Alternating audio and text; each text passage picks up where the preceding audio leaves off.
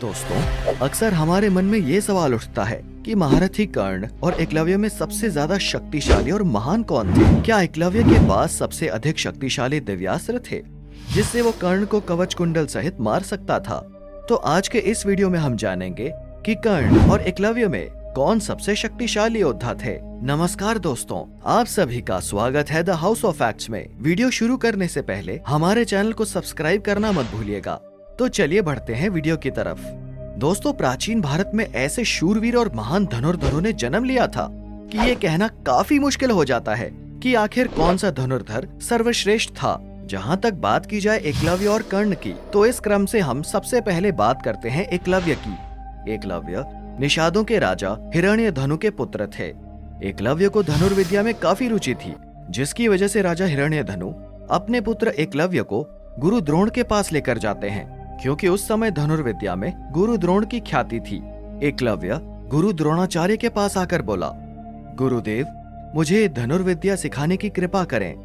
तब गुरु द्रोणाचार्य के समक्ष एक धर्म संकट उत्पन्न हुआ, क्योंकि उन्होंने भीष्म पितामह को वचन दे दिया था कि वे केवल कौरव कुल के राजकुमारों को ही शिक्षा देंगे, और एकलव्य राजकुमार तो थे लेकिन कौरव कुल से नहीं थे, अतः उसे धनुर्विद्या कैसे सिखाऊं?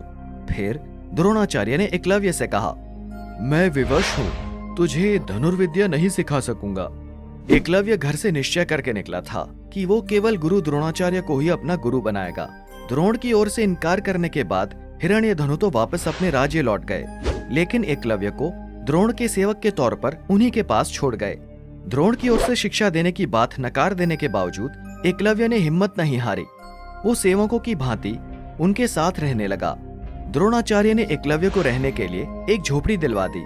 एकलव्य का काम बस इतना होता था कि जब सभी राजकुमार बाण विद्या का अभ्यास कर चले जाएं, तब वो सभी बाणों को उठाकर वापस तरकश में डालकर रखते। जब द्रोणाचार्य अपने शिष्यों को अस्त्र चलाना सिखाते थे, तब एकलव्य भी वहीं छिपकर द्रोण की हर बात, हर सीख को सुनता था। अपने राजकुमार होने के बावजूद एकलव्य द्रोण के पास एक सेवक बनकर रह रहा था। एकलव्य अपने खाली समय में द्रोण की सीख के अनुसार एकांत में तीर चलाना सीखता था, परंतु एक दिन द्रोणाचार्य को सच्चाई का पता चल गया और उन्होंने एकलव्य को वहां से जाने के लिए कह दिया, जिसके पश्चात एकलव्य जंगल में ही द्रोणाचार्य की मूर्ति बनाकर उसी से प्रेरणा लेकर धनुर्विद्या अच्छे से सीखने लग गया।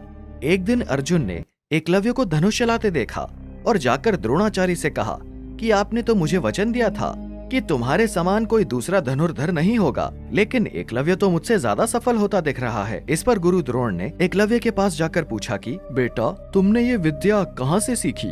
जिसके उत्तर में एकलव्य ने उन्हें बताया कि वो उन्हें ही गुरु मानकर उनसे ही प्रेरणा लेकर धनुर्विद्या में महारत हासिल की।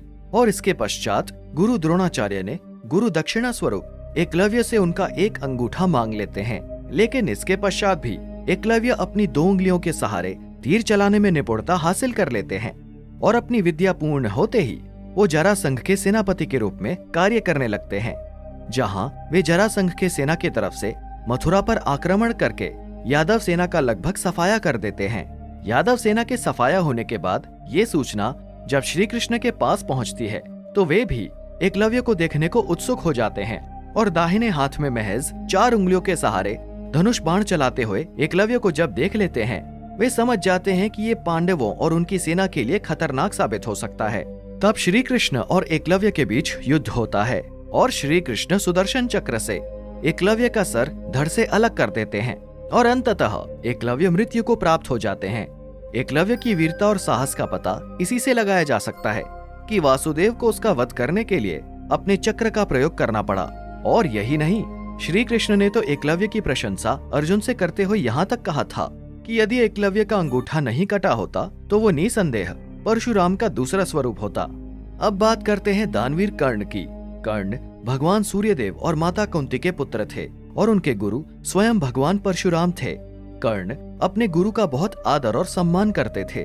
उनकी निष्ठा को देखते हुए भगवान परशुराम ने उन्हें बहुत सारे दिव्यास्त्र का ज्ञान दिया था, जिसमें भगवान शंकर और ब्रह्मा जी के भी दिव्यास्त्र शामिल थे। यहाँ तक कि परशुराम जी ने उन्हें स्वयं निर्मित भार्गवास्त्र भी प्रदान किया था।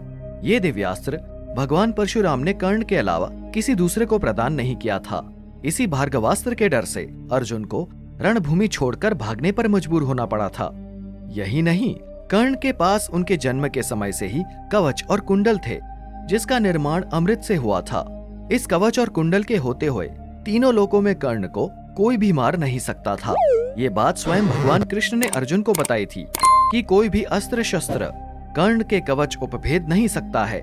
इस प्रकार ये कहा जा सकता है कि एकलव्य के अस्त्र भी कर्ण के कवच कुंडल के सामने हार जाते, और इसी कारण देवराज इंद्र ने कर्ण से कवच कुंडल छल से ले लिया था। सारे धनुर्धर कर्ण से बहुत डरा करते थे, इसी कारण उनके साथ हमेशा ही छल किया गया। युद्ध के मैदान में भी उन्हें उनका कुंती पुत्र होना बताकर मानसिक तौर पर कमजोर किया गया, ताकि वे पांडवों का नुकसान ना कर सके। इस प्रकार यदि ये कहा जाए कि दानवीर कर्ण एकलव्य से तो क्या, अर्जुन से भी कई गुना ज्यादा ताकतवर थे, तो ये गलत नहीं होगा। तो दोस्तों, आपको हमारी ये जानकारी कैसी लगी, कमेंट बॉक्स में हमें जरूर बताएं, और वीडियो को लाइक और शेयर करना ना भूलें। धन्यवाद।